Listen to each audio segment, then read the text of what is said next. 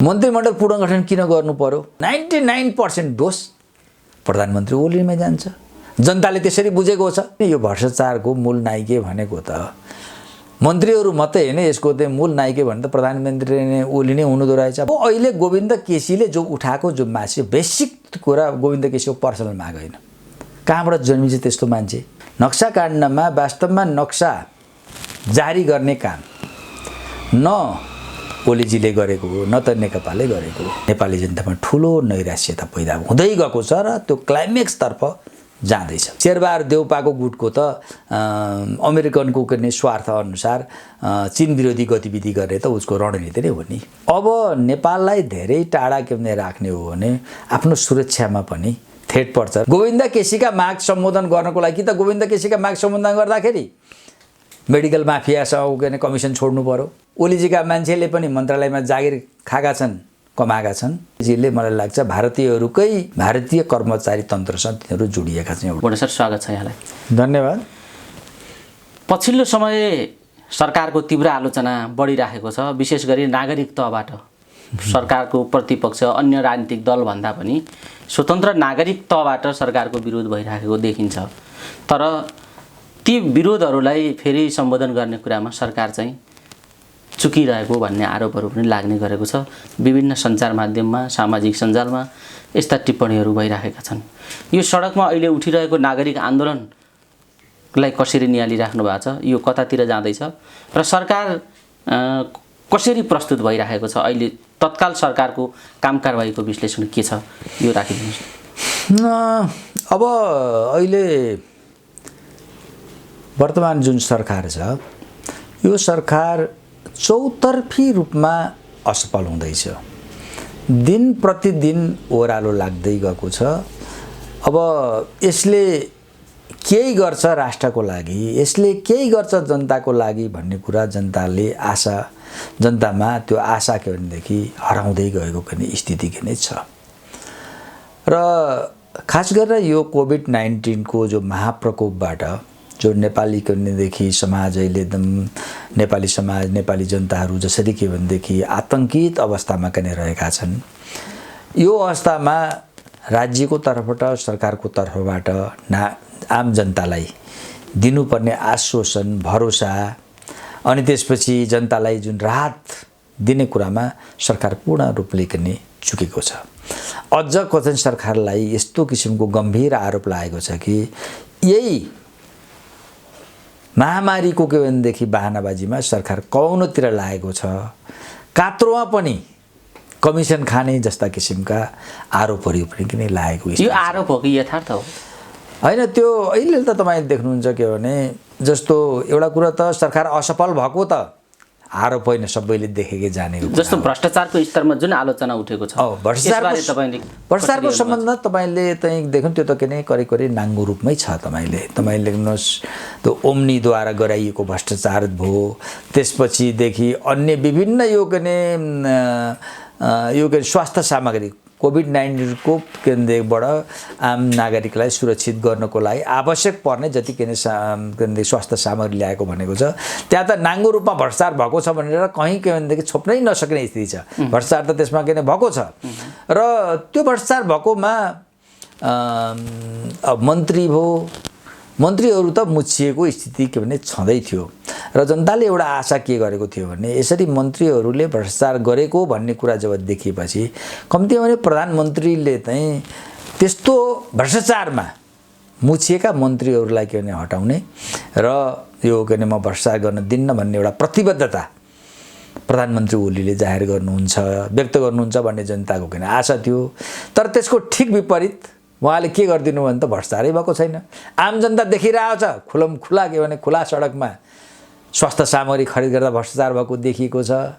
प्रधानमन्त्री भन्नुहुन्छ के अरे भ्रष्टाचारै भएको छैन भनिसकेपछि के भयो भने यसले स्थिति के भने होइन, यो भ्रष्टाचारको मूल नायिके भनेको त मन्त्रीहरू मात्रै होइन, यसको चाहिँ मूल नायिके भने त प्रधानमन्त्री नै ओली नै हुनुहुँदो रहेछ भन्नु होला। त्यो गरेपछि त त्यो धक्का खायो भने त हामी नेकपाको त सधैँभरिको लागि सिद्धियो फेरि के शक्तिमा आउन सकिँदैन, हाम्रो राजनीति सिद्धिन्छ। अहिले खाइपाइ आएको सबै सिद्धिन्छ नि त, सिद्धिँदैन। र भोलिका दिनहरूमा पनि कम्युनिस्ट आन्दोलन चाहिँ के भनेदेखि ठुलो के भने सेटब्याक खान्छ। त्यस कारण के भने ओलीजीलाई फकाइ फुल्याइ गरेर बरु के भने एउटा घेराबन्दीमा राखेर पार्टी के भने विभाजन गर्न नदिने, के भने वितण्डा मोर्चा नदिने, त्यसैभित्र कसरी हुन्छ एउटा के भने पार्टीको नियन्त्रणभित्र राखेर चलाउने भन्ने किसिमको स्थितिमा पुगेको हुनाले अहिले यिनीहरूको बिचको के भने प्याचअपको कुराहरू के भने हो। मोहन सरलाई यहाँ मैले रोकेर के यो खालको समाधान स्थायी समाधान हो नेकपाले निकालेको अहिलेको? त्यो त हुँदा होइन। अब तपाईँ हेर्नुहोस्, अब देख्नुहोस् अहिले तपाईँले प्रश्न सोध्नुभयो, मन्त्रीमण्डल पुनर्गठनको कुरा उठिरहेछ। मन्त्रीमण्डल पुनर्गठन किन गर्नु पर्यो? दुईटै कारणले हुनसक्छ। एउटा त के हो भने पार्टीभित्रको शक्ति सन्तुलनमा सत्तामा पुग्न चाहना त विभिन्न लबीहरूको हुन्छ, सबैलाई के भने मौका दिउँ भन्ने एउटा कारण हुन्छ। अर्को भनेको भइरहेका मन्त्रीमण्डलका मानिसहरूले राम्रो काम गरेर त्यसको ठाउँमा अर्को राम्रो काम गर्दैन के भनेदेखि मान्छे ल्याउँ भन्ने हुन्छ, होइन? त यो मन्त्रीमण्डल जुन असफल भयो कसो कारणले भयो त? प्रधानमन्त्रीले चाहिँ राम्रो काम गर्न चाहेको, तर मन्त्रीहरूको पर्फर्मेन्स गलत भएको कारणले अथवा अयोग्य मन्त्री भएको कारणले यो सरकार असफल भएको हो त? त्यो त होइन। यसको त के भने यो अहिलेको जुन परिस्थितिमा यो सरकार असफल भयो नि त्यसको सम्पूर्ण मलाई लाग्छ 99% दोष प्रधानमन्त्री ओलीमै जान्छ। जनताले त्यसरी बुझेको छ। ओली यदि इमान्दार भइदिएको भए केही न केही हुन्थ्यो भन्ने छ नि जनताको मूल्याङ्कन। त्यो भएको हुनाले अब प्रधानमन्त्री ओली त प्रधानमन्त्री नै रहने, अन्य मन्त्रीहरू परिवर्तन गरेर उही के भनेदेखि नयाँ बोतलमा पुरानो रक्सी नयाँ बोतलमा पुरानो रक्सी भने जस्तै त हो नि। त्यो त के भने जस्तो तपाईँको एउटा कस्तो हुन्थ्यो भने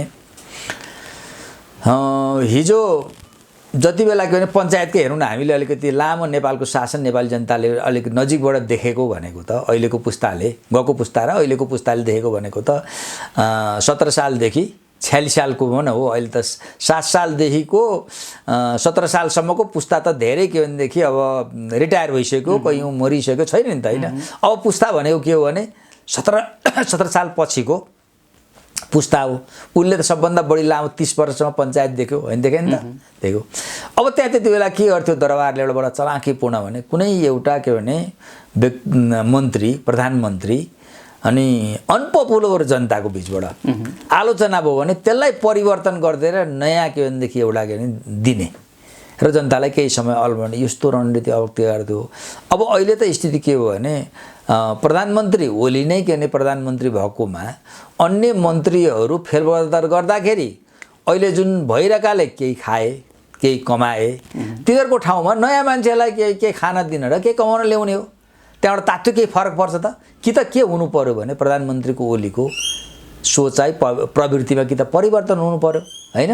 त्यो परिवर्तन हुने त के भनेदेखि खास सङ्केत के भने देखिएको स्थिति के नै छैन भएको हुनाले मलाई लाग्छ के भने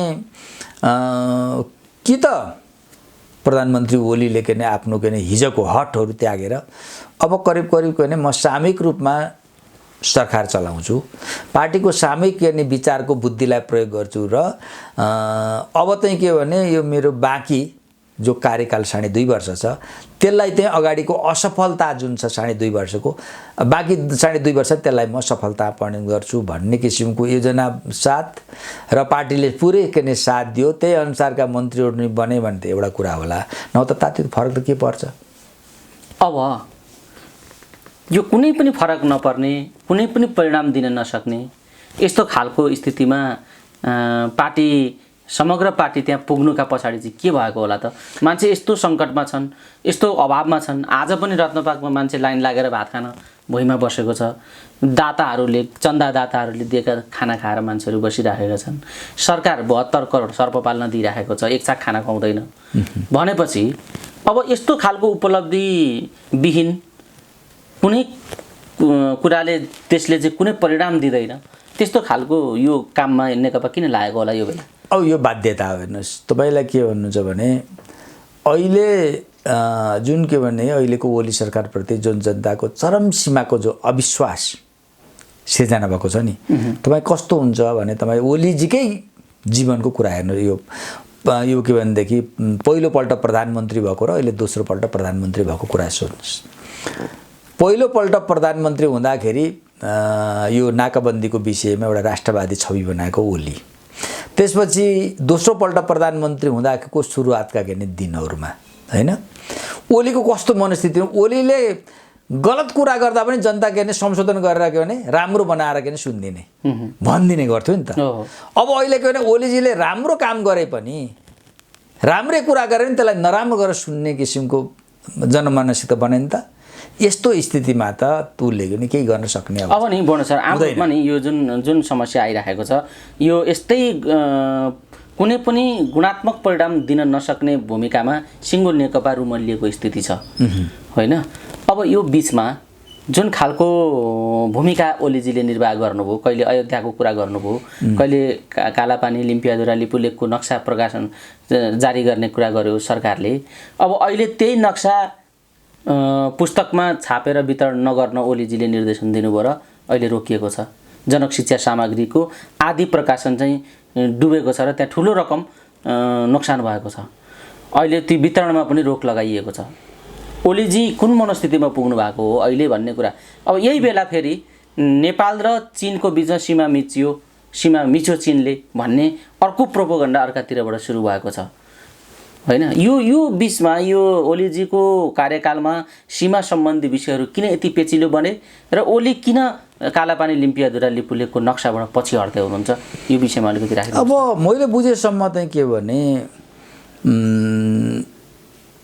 प्रधानमन्त्री ओली जो शक्ति केन्द्रमा आउनु हो, शक्तिमा आउनु हो, त्यो शक्तिमा आएको उहाँको के भनेदेखि दुर्घटनाबाट मदन भण्डारीको निधन भइसकेपछि त्यसपछि प्रधानमन्त्री ओली शक्तिमा अथवा शक्ति केन्द्रमा आउन थाल्नुभएको नेकपा एमाले भित्रको शक्तिमा उहाँ आउन थाल्नुभएको हो र त्यसमा पनि उहाँको विशेष शक्ति प्राप्त भनेको चाहिँ महाकाली सन्धिमा खेलेको भूमिका कारणले। जति बेला के भने नेपालको राजनीति यस्तो स्थितिमा थियो कि जसले भारतलाई दाहिने पार्छ त्यसले नेपालको राजनीतिमा बाजी मार्ने। त्यसपछि के भने ओलीजीले पनि भारतलाई महाकाली सन्धिमा के भने गुण लगाएर दायाँ पार्ने किसिमको के भने स्थिति के बनाउनु, त्यहाँबाट उहाँको शक्ति आर्जन गरेको। त्यसकारण हामीले कहाँबाट बुझ्नुपर्छ भने उहाँ के भने यो के भनेदेखि नाकाबन्दीको समयमा उहाँले के भने भारत विरोधी कुराहरू के गर्नुभयो, तर के भारत विरोधी के उहाँले कुरा राख्नुभयो, तर बेसिकल्ली उहाँ के भने भारतको के घेराभन्दा भन्दै टाढा चाहिँ उहाँ के होइन। र यो आयो तपाईँ नक्सा काण्डको कुरा गर्नुहोस्। नक्सा काण्डमा वास्तवमा नक्सा जारी गर्ने काम न ओलीजीले गरेको हो न त नेकपाले गरेको हो। यो त पब्लिकको यति चर्को दबाब पर्यो कि त्यति बेला यदि के भने यो नक्सामा के भने कुनै के भनेदेखि पक्षमा निर्णय नगर्ने हो भने ती पार्टी सिद्धिने स्थिति। तपाईँ त यही सोध्नुहोस्, नेपाली काङ्ग्रेस जस्तो सधैँभरि के भने कुनै निर्णय गर्नुभन्दा अगाडि भारततिर के फर्केर भारतले के इसारा त्यो मात्रै गर्ने। अब मधेसवादी पार्टीहरू तपाईँ खुलम खुला छ, उनीहरू त के भने हाम्रो के शक्ति केन्द्र काठमाडौँ नभएर दिल्ली हो भन्ने होइन। तिनीहरू समेतले के भन्दै यो के भने नक्सामा त के भने लिम्पियाधुरा कालोपानी लिपुलेख त भारतले मिचेको भनेर भन्नुपर्ने बाध्यता थियो। त्यो भनेको के भने जनताको यति चर्को दबाब थियो र यदि कसैले त्यसको पक्षमा उभिएन भने उसको राजनीति के भने सिद्धिन्थ्यो, त्यो पार्टीको नि सिद्धिन्थ्यो, व्यक्तिको नि सिद्धिन्थ्यो। ओलीजीले त अन्तिमसम्म के अल्मेल्न कोसिस गरिराख्नु भएको थियो, थिएन त? थियो नि, तर अन्तिममा पास गर्न बाध्य हुनु। पास त गर्नुभयो, त्यसपछि के भने संसदबाट पनि के भनेदेखि निशाना छाप परिवर्तन भयो। परिवर्तन भइसकेपछि त्यो बिचमा पनि ओली एउटा पनि सुन्नमा आएको थियो नि, इन्डियासँग जुन के भनेदेखि नक्सा प्रकरणमा बिग्रेको सम्बन्ध बनाउनको लागि रातोरात आफ्ना के पोष्य पुत्र पूर्व मन्त्री सञ्चार मन्त्री के गोकुल बासकोटालाई दूतावासमा पठाउनु भयो र दूतावासमा के भनेदेखि दूतावासका के भनेदेखि राजदूतमा भारतीय राजदूतमा घर दैलो गर्नुमा लाग्नुभयो भन्ने कुरो त्यति बेला नि त यो सार्वजनिक भएकै त्यो कुरा हो। सार्वजनिक भएकै कुरा हो। त्यति बेला पनि के भने भारतसँग जुन के बिग्रेको जो सम्बन्ध थियो त्यो सम्बन्धलाई के सुधार्ने अब म बाध्यताले यो मैले गर्नु पर्यो भन्ने किसिमको के थियो। तर के भने बिचमा चाहिँ भारतीयहरू मान्छेले हेप्छ कति बेला भने कि एकपल्ट कुनै शक्तिको अगाडि मान्छे जो चुकिसकेको हुन्छ नि त्यो चुकिसकेकोलाई के भने गन्दैन क्या। भारतीयहरूले के प्रधानमन्त्री ओलीलाई के गन्न छोडे। के गर्ने भनेदेखि वार्तै नगर्ने, त्यत्रो के सीमाको विवादको प्रश्न आएको छ भारत भन्छ के वार्तै नगर्ने। त्यो भएपछि पछि उहाँ धेरै आक्रोशबाट अनि घोच्नको लागि आफूतिर ध्यान आकृष्ट गर्नको लागि सानो के बच्चाले बाबुआमाले व्यवस्था गरौँ भनेदेखि के गर्छ, रुँदैन चिच्याएर बेसरी रुन्छ नि, अथवा के भने म के यहाँ हाम फालिदिन्छु भन्छ नि। त्यस्तै किसिमले उहाँले के गर्नु भने घुर्क्याउने तरिकाले अब केदेखि त्यति बेला राम जन्मभूमिको उद्घाटन मोदी गर्न लागिरहेका थिए। त्यही मौका छोपेर त्यस्तै हो त, मलाई हेर्दै नगर्ने, मेरो कुरै नसुन्ने, वार्तै नगर्ने भने चाहिँ राम जन्मभूमि के भारतमा होइन नेपालमा भनेर भनिदिनु भयो नि त। भनेपछि त्यसले झन् के स्थिति भएपछि अब चाहिँ त्यसपछि स्थिति के भनेदेखि त्यही बिचमा के आयो त भन्दा लद्दाखको कुरा आयो। त्यही बिचमा के भनेदेखि दोकलामको कुरा आयो, भारत र चीनको बिचको नि विवाद आयो। आइसकेपछि अब चीन भारतले पनि के कुरा भयो सोच्यो भने अब नेपाललाई धेरै टाढा के भने राख्ने हो भने आफ्नो सुरक्षामा पनि थ्रेट पर्छ र नेपालमा भइरहेको आफ्नो जो जति पकड बचेको छ त्यो पकड पनि समाप्त हुन्छ। त्यसकारण फेरि पनि ओलीजीलाई के भनेदेखि अब अहिले वार्ता गरेको बाहना अथवा अहिले के वार्तामा ल्याउने अलमल इन्गेज गरिराख्नुपर्छ भन्ने जो भारतीयको त्यो बनिसकेपछि मलाई लाग्छ उहाँकै के भनेदेखि भारतीयहरूकै के भनेदेखि पालित पोषित जुन ओलीजीका पनि वरिपरि बसेका छन् नि उनीहरूकै के भने उताको सन्देश अनुसार होइन अब यो नक्साको के यो भनेदेखि विषयमा लिएर आम के भनेदेखि त्यो विद्यार्थी यङ जेनेरेसन युवा जेनेरेसन भयो बालबालिकामा पुग्यो भने त त्यसले त घर गर्छ, त्यसलाई त भोलि त्यो मनस्थिति हटाउन सकिँदैन। भारत विरोधी भावना त यसरी जमेर बस्छ, त्यहाँ कसैले पनि के आफ्नो अनुकूल बनाउन सकिँदैन।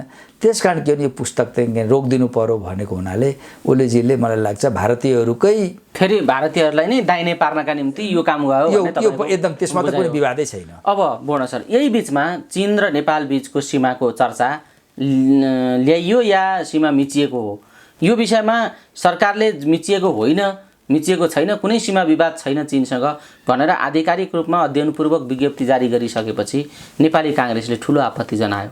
नेपाली काङ्ग्रेसको चाहिँ भूमिका के हो, यो पछिल्लो समय प्रतिपक्षको भूमिका कस्तो देख्नुहुन्छ र चीन र नेपाल बिचको यो सीमाको विषयलाई किन घरिघरि उठाउने काम भइरहेको छ, यो यसका पछाडि तपाईँले के देख्नुहुन्छ यो बताइए। अब यसका दुईटा फ्याक्टर छन्, एउटा इन्डियन फ्याक्टरले नि काम गरेको छ, अर्को भनेको के भने अमेरिकन फ्याक्टरले नि काम गरेको छ। दुईटा एउटा चाहिँ के भने जुन भारतीयहरू लिम्बियाधुरा कालोपानी लिपु लेकमा भारतीयहरूले नेपाल भूमि मिचेको भन्ने कुरामा नेपाली जनतामा भारतीय सत्ताप्रति धेरै तीव्र के आक्रोश छ। त्यो आक्रोश अहिले पनि यथावत रूपमा नै रहेको छ र यसले गर्दाखेरि अब भारतले के चाहन्छ भने यो आफूप्रतिको जो के आक्रोशलाई साम्य गराउनलाई अथवा कम गर्नलाई आखिर घट्नेवाला त छैन, तर कम गर्ने शिथिल गर्ने योभन्दा बढी अगाडि बढ्न दिनलाई के भने ध्यान अन्यत्र कहाँ केन्द्रित गर्ने त भन्दाखेरि होइन चीनले पनि नेपालको भूभाग के भनेदेखि मिचेको छ भनेपछि होइन त यो नेपालीहरूको भारतमाथि मात्रैको आक्रोश कता तिनीहरूले बाँडिने भयो, चीनप्रति नै बाँडिने भयो र चीनप्रतिको के भने हिजोदेखिको नेपाली जनताको लगेको जुन के भने जुन आत्मीयता हो त्यो विश्वासमा पनि शङ्का उत्पन्न हो। त्यो भनेको एउटा चाहिँ यसको पछाडि जुन गरेका छन् जसले गरे त्यो गर्ने व्यक्ति कुनै न कुनै हिसाबले भारतीय सत्ता भारतीय कर्मचारी तन्त्रसँग तिनीहरू जोडिएका छन् एउटा कुरा।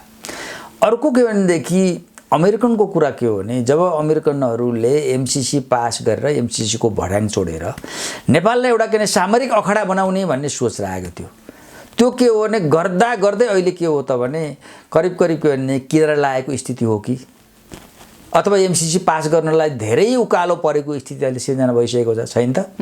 अब अहिले त जनताको यस्तो प्रबल के भने जनमत छ कि अब के भने नेकपालाई ओली र प्रचण्ड मिले पनि अब के भनेदेखि एमसिसी पास गर्न सक्ने अवस्था छैन, देखिँदैन। देखिन्छ त।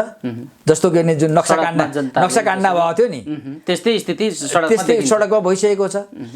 अब त्यो भएको हुनाले के हो भने अब के गर्ने त त्यो स्थितिमा भनेदेखि अब यो के भनेदेखि अमेरिकनहरू पनि चीन विरोधी या सेन्टिमेन्ट के भने सिर्जना गर्न सकेन। अब जे जति जमिन बाँकी रहेको छ खेल्ने त्यो पनि खत्तम हुन्छ। नेपाली काङ्ग्रेस त किताबमा उभिएको अनि केही न केही रूपमा यहाँ त्यो स्पेस तयार गर्नुपर्छ भन्ने अमेरिकनहरूको पनि जोड।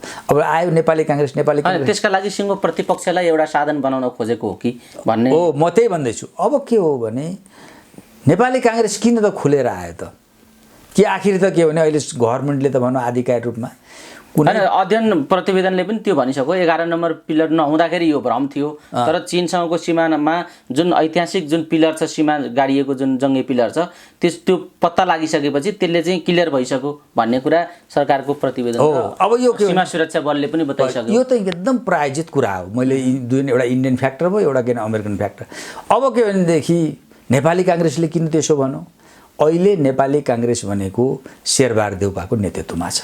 शेरबहादुर देउपा भनेको खुलमखुला अमेरिकनहरूको पश्चिमवर्गहरूको एउटा के भनेदेखि एजेन्टको रूपमा उनले के अरे भूमिका निभाएको कसैबाट छिपेको छैन। तपाईँ देख्नुभयो एमसिसीको हकमा पनि कि चाँडोभन्दा चाँडो पास गर्नुपर्छ भने। र अहिले के भने शेरबहादुर र उनको के भने जुन गुट छ त्यो गुट के गरिरहेको छ भने अमेरिकनहरूको स्ट्राटेजी अनुसार उसले के भूमिका निभाइरहेको छ। त्यसैले यो अभिव्यक्ति भनेको मलाई लाग्छ अब नेपाली काङ्ग्रेसको सिङ्गो भावना हो कि होइन, तर के भने शेरबहादुर देउपाको गुटको त अमेरिकनको के स्वार्थ अनुसार चीन विरोधी गतिविधि गर्ने त उसको रणनीति नै हो नि। अब बढ्न सर, हामी कुराकानीको अन्तिम चरणमा छौँ। अब यस्ता खालका रणनीति बोक्ने पार्टीहरू अगाडि बढ्दै जाँदा हाम्रो देशको राष्ट्रिय स्वाधीनता, हाम्रो देशको राष्ट्रिय अखण्डता कहाँसम्म कसरी अगाडि बढ्ला, राजनीति र देश कसरी अगाडि जाला भन्ने तपसिलमा भोलि अरू दुर्घटना घटनाहरू अरू देखिन बाँकी नै होला नि, त्यो आफ्नो ठाउँमा छ। अब यस्ता खालका नेतृत्व नेता नेपाली जनताले प्राप्त गरेका छौँ। यो तपाईँ हाम्रो दुर्भाग्य भए पनि सौभाग्य भए पनि यिनै दलहरू हुन् भनेर चित्त बुझाउनु पर्ने बाध्यता छ अहिले तत्कालका लागि नेपाली जनतासँग। अब म तपाईँलाई अर्को विषयतिर जोड्न चाहन्छु। जस्तो नागरिक अगुवा डाक्टर गोविन्द केसी विभिन्न माग राखेर आन्दोलनरत हुनुहुन्छ, अनसनरत हुनुहुन्छ र उहाँको स्वास्थ्य अवस्था नाजुक बन्दै गइरहेको छ। अर्कातर्फ निर्मला पन्तको बलात्कारपछि हत्या भएको घटना सेलाउन नपाउँदै बझाङमा सम्झना विकको हत्या भएको छ। 12 वर्षीय बालिकाको बलात्कारपछि हत्या गरिएको छ। यो दण्डहीनता र नागरिक अगुवाहरूका जायज मागहरू र दण्डहीनताहरूलाई सही तरिकाले सम्बोधन गर्न नसक्नुका पछाडि द्वैध सत्ताको अभ्यासले गर्दा, नेकपाभित्रको द्वैध सत्ताको अभ्यासले गर्दाखेरि यो स्थिति आएको हो भन्ने खालको मानिसहरूले विश्लेषण गरिरहेका छन्। माओवादीका भागमा परेका मन्त्रालयहरू एउटा सत्ता चलाउने, पूर्व एमालेका भागमा परेका मन्त्रालयहरूले एउटा सत्ता चलाउने, यो खालको किचलोमा राष्ट्र गिजोलियो भन्ने खालको मानिसहरूले तर्क सुरु गरेका छन्। द्वैध सत्ताको अभ्यास भएर दण्डहीनता बढेको हो, तपाईँ त्यस्तो लाग्छ?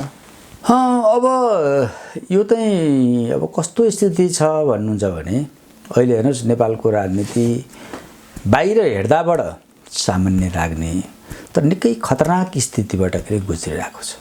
त्यो भनेको के हो भने जब भइरहेका नेता, चाहे सत्तासीन नेताहरू हुन्, सत्तासीन पार्टी हुन्, चाहे के भने विपक्षीका नेता हुन्, विपक्षी पार्टी हुन्, त्यो प्रतिको जनताको आस्था विश्वास टुट्यो भने त्यो देशको राजनीति के भनेदेखि धेरै सङ्कटबाट गुज्रेको भन्ने मान्नुपर्छ। किनभने जनतामा त्यसले के गर्छ भने पुरै नैराश्यता पैदा गर्छ। अहिले नेपाली जनतामा ठुलो नैराश्यता पैदा हुँदै गएको छ र त्यो क्लाइमेक्सतर्फ जाँदैछ।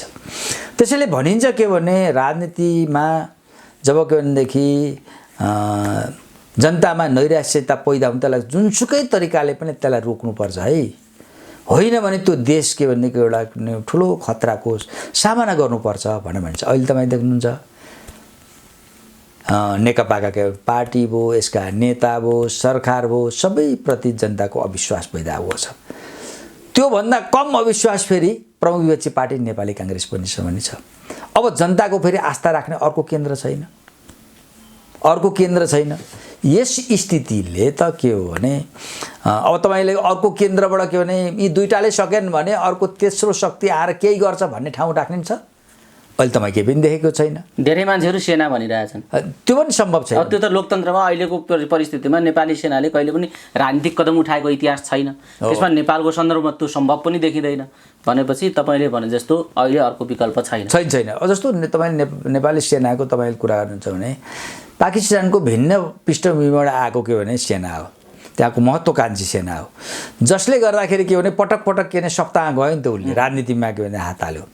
तर नेपालको त्यो सेना होइन। नेपालको सेना चाहिँ के हो भने यसको मूल आत्मा हो नि, त्यो आत्मा कुण्ठित कति बेला हुनु पर्यो। राणाहरूले जब के भनेदेखि जङ्गबहादुरले नेपालको के जुन सत्ता हातमा लिए नि, लिइसकेपछि त्यो के भने पृथ्वीनारायण शाहले जुन नेतृत्वमा के भने सङ्गठित भएको जो सेना थियो त्यसको आत्मै मारिदियो क्या। त्यसलाई क्या बनाइदियो भने सत्तामा बसेकाहरू विदेशीयो के ब्रिटिसहरूको गुलाम गर्ने, अनि आफ्ना जवानहरूलाई अनि नेपालमै भएका सेनाहरूलाई ब्रिटिसहरूको के भनेदेखि सहयोगी संस्थाको रूपमा के परिणत गरे। अनि आफ्ना देशमा भइरहेका के युवाहरूलाई के गर्दै भनेदेखि ब्रिटिस साम्राज्यवादको सिपाहीको रूपमा के भनेदेखि भर्ती केन्द्रहरू खोल्दे। त्यसकारण त्यो भएको हुनाले त्यो स्थितिबाट जो के भनेदेखि नेपाली जो सेना आयो त्यो चाहिँ धगधगीबाट त्यसको घेराबाट माथि आउनै सकेन क्या। समस्या भनेको यो पाटोमा अलिकति नजाउँ। मानिसहरूले एउटा त्यो पनि एउटा राष्ट्रको एउटा बलियो शक्ति भएको हुनाले तर त्यो पनि छ भन्ने मान्छेले अपेक्षा गर्नु एक थरी मान्छेहरूका लागि त्यो अनौठो कुरा भएन। निराशाका बीचमा त्यो छ है हामीसँग भन्ने मान्छेहरूले बुझ्नु स्वाभाविक कुरा पनि भयो एक हिसाबले। यो कुरालाई छोडौँ पूर्ण सर, त्यो अहिले सम्भावना छैन भनौँ। अब यो प्रसङ्गमा हामी लोकतन्त्रको अर्को विकल्प लोकतन्त्रै हुन्छ भन्ने आधारमा विश्वास गर्ने भएको हुनाले त्यतापट्टिको अभ्यासतिर नेपाली जनताले सोचेका छैनन्, सोच्दैनन्। सेनातिरको पाटो केही मानिसहरूको चाहना होला। अब मैले विषयमा गोविन्द केसी र यो दण्डहीनता, जायज मागहरूको सम्बोधन नगर्ने र दण्डहीनता बढ्ने जुन खालको कुरा भइरहेको छ, यो द्वैत सत्ताको चरित्र पूर्व माओवादीहरूका भागमा परेको मन्त्रालय 23 माओवादीले चलाउने, एमाले जिम्मा लिएका प्रधानमन्त्री सहितका अन्य के मन्त्रालय छन् त्यसले आफ्नो सत्ता त्यहाँ चलाउने, यो कोटरीमा विभाजन भयो सरकार सत्ता, त्यसले गर्दाखेरि यो स्थिति तयार भएको हो भन्नेमा यो सच्चाइ कतिको छ यो बहस? अब पहिलो कुरो त के भने म तपाईँले नेकपा भित्रको द्वैध जुन शासन दुई केन्द्रबाट सञ्चालित के भने शासन हुँदाखेरिको समस्या हो कि भन्ने एउटा प्रश्न हो। त्यसपछि गोविन्द केसीमा आउला।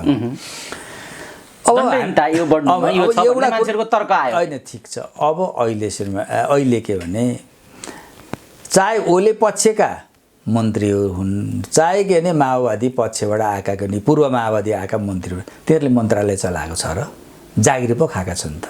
मन्त्रालय त कहीँ चलेकै छैन। चलेको हो भने त त्यो चलेको मन्त्रालयले त जनतालाई डेलिभरी दिनु परेन, जनताका समस्याहरू समाधान गर्नु परेन, जनताका सङ्कटहरू समाधान। त्यस कारण के हो भने तिनीहरू के भने ओलीजीका मान्छेले पनि मन्त्रालयमा जागिर खाएका छन्, कमाएका छन्, अथवा पूर्व माओवादीका के मन्त्रीले नि जागिर खाएका छन्, कमाएका छन्, मन्त्रालय के चलेका छन्। त्यो अझ ऊर्जा मन्त्रीले त सबै मन्त्रीभन्दा बढी कमाइरहेको भएको हुनाले त्यो द्वैध शासनको कारणले होइन, चलाएकै छैनन्, त जागिर खाएका छन्। त्यसलाई त्यति नै मैले भने। अब त्यसपछि आएर तपाईँले भन्नुहुन्छ के भने अर्को यो देशको शान्ति सुव्यवस्था भन्ने जुन कुरा गर्नुभयो, जहाँ गृह मन्त्रालयसँग पनि जोडिन्छ। अब अहिले तपाईँ देख्नुहुन्छ के भने एउटा गृह मन्त्रालय भनेको देशको सबभन्दा एउटा के महत्त्वपूर्ण मन्त्रालय हो। त्यस्तै जस्तो अर्थ मन्त्रालय ढिकुटीको कुरा गर्छ, राष्ट्रिय ढिकुटी संरक्षण संवर्धन सोही उपयोग भएन भने देश त आर्थिक रूपले क्राइसिसमा जान्छ नि। त्यस्तै गरेर गृह प्रशासन भनेको गृह मन्त्रालयले राम्रो काम गर्न सकेन भने असुरक्षा पैदा हुन्छ। तपाईँले भन्नुभयो निर्मला काण्ड भयो, यी त के एउटा काण्ड हो। अहिले के भने प्रहरीभित्र भएका विकृति विसङ्गतिहरू समाजमा बढ्दा के भनेदेखि माफियाहरू, अपराधी कर्मीहरू, असामाजिक तत्त्वहरूको बढ्दो के नै प्रभावहरू हो होइन। यो सबै कुरामा के भने नियन्त्रण गर्नको लागि के अरे गृहमन्त्रीको गृह मन्त्रालयको महत्त्वपूर्ण भूमिका हुन्छ। तर के भने अहिले त्यहाँ पनि जागिर खाने काम मात्रै भएको छ। अहिले के भने गृह मन्त्रालय चलेको छ र गृहमन्त्रीले निभाउनु पर्ने भूमिका निभाएको छ र त्यो छैन नि त। त्यो भएको हुनाले त्यो के भने त्यो पनि असफल भएको कुरा आयो गोविन्द केसीको कुरा। मैले त्यो गोविन्द केसीको कुरामा अब गोविन्द केसीको कुरा चाहिँ के हो भने एउटा अहिले के भने गोविन्द केसी एउटा चर्चित पात्र हुन्, पूर्व डाक्टर हुन्, बिहा गरेका छैनन् हैन, त्यो किसिमको स्थितिका गर्ने मानिस हुन्। अब यो अहिले तपाईँले हेर्नुहोस् के भने राज्यको सरकारको दायित्व भनेको शिक्षा, स्वास्थ्य, रोजगारी तीनटामा राज्यले के भने त्यसको ग्यारेन्टी लिनुपर्छ।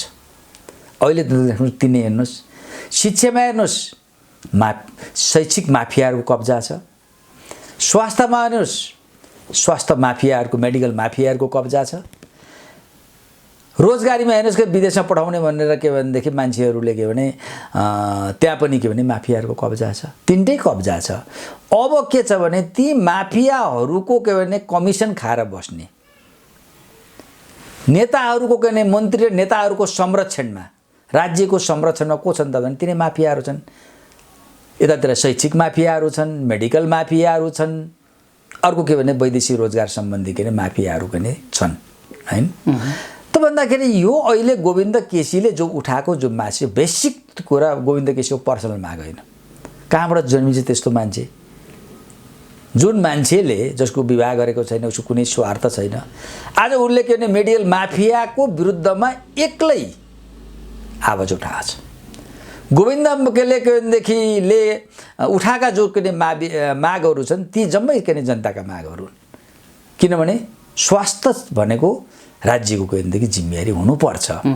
स्वास्थ्यलाई के भने कसैले पनि के भनेदेखि कालो बजारिया गर्न, कालो धन कमाउने अखडा बन्नु हुँदैन, त्यति होइन उसको त भनाइ। र स्वास्थ्य के भनेदेखि यो स्वास्थ्य सुविधा भनेको सम्पन्नले मात्रै होइन, अथवा के भनेदेखि सुविधा सम्पन्न ठाउँमा मात्रै होइन, दूर दराजका जनताहरूले पनि पाउनुपर्छ भन्ने कुरा हो। तर आज के भने सरकार किन आज के गोविन्द केसी कति बेला 1900 पल्ट भएछ आज हेर्नु सञ्चालन गरेको 1900 पल्ट गर्दा हरेक पल्ट के गर्छ भने मर्न लागे भने सम्झौता गर्छ, अनि मर्न लागेर के भने सम्झौता गर्छ, अनि त्यहाँबाट फेरि पिरायो। किनभने उता के अरे मेडिकल माफियाहरूको घेरामा छ सरकार। गोविन्द केसीका माग सम्बोधन गर्नको लागि त गोविन्द केसीका माग सम्बोधन गर्दाखेरि मेडिकल माफियासँग के भने कमिसन छोड्नु पर्यो, त्यसको घेरा के भने नाग्नु पर्यो, त्यो तयार छ सरकार? त्यो छैन नि त। त्यो भएको हुनाले अहिले गोविन्द केसीलाई जुन सरकारले व्यवस्था जुन गरिरहेको छ, तपाईँ देख्नुभयो एकपल्ट अहिले पनि कति मन्त्रीहरू छन्, त्यो एउटा के भनेदेखि यिनीहरूले यो के अरे ऐन लिएर आए नि, ऐन लिएर आउँदा त्यति बेला कत्रो विवाद भयो। त एकजना मन्त्रीहरू के भनेदेखि भरे चर्को गरेर हामी पास गराएरै छोड्छौँ भने पास गराए नि त। भरे बुझ्दै जाँदाखेरि त के भनेदेखि त्यही के अरे कानुन पास गराए बाबत त के भनेदेखि राम्रै व्यवस्था गरेछ, तलदेखि माथिसम्म व्यवस्था भएछ। त्यो भएको हुनाले अहिले जुन के भने जनताको अहिले गोविन्द केसी त एउटा प्रतिनिधि पात्र हुन्। अहिले सरकार माफियाहरू र असामाजिक तत्त्वहरूको के भनेदेखि कब्जामा भएको हुनाले जनताको आवाज सुन्दैन। अहिले गोविन्द केसीको आवाज नसुन्नुको अर्थ के भने जनताको आवाज नसुनेको। बुढो सर, हामी कुराकानीको अन्तिम चरणमा छौँ। जाँदा जाँदै छोटकरीमा यी समग्र विकृति विसङ्गति र चित्त बुझाउने, आशा जागृत गर्ने ठाउँ कहीँ पनि देखिँदैन। सरकारको भूमिका विभिन्न चाहिँ सरकारी काम कारबाहीहरूको मूल्याङ्कन गर्ने हो भने जनता निराशामा फस्दै गएको देखिन्छ। र यी समग्र कुराकानीमा यही नै विषय अगाडि आइराखेको छ, सङ्कटहरू नै अगाडि आइराखेका छन्। यसको समाधान के हो?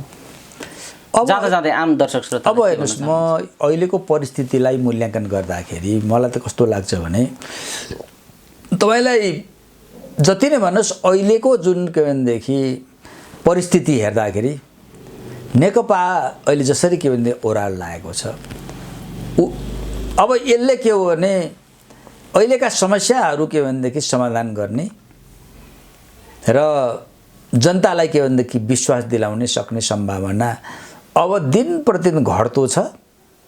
त्यो के भने ऊ सफल हुने सम्भावना मैले धेरै न्यून देखेको छु।